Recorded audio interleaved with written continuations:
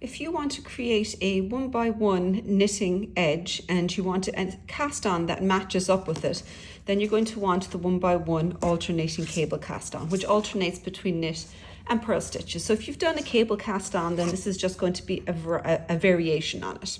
So we begin, as with previous cable cast ons, with just a slip knot on the needle.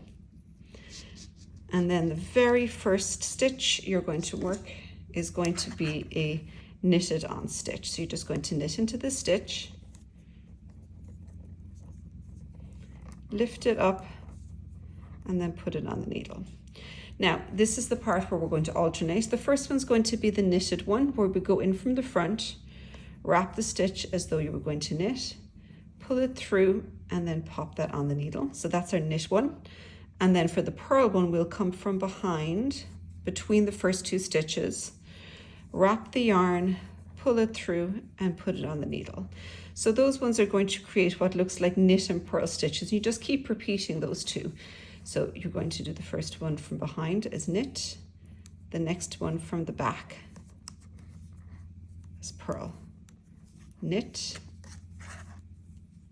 and on, and purl, and on.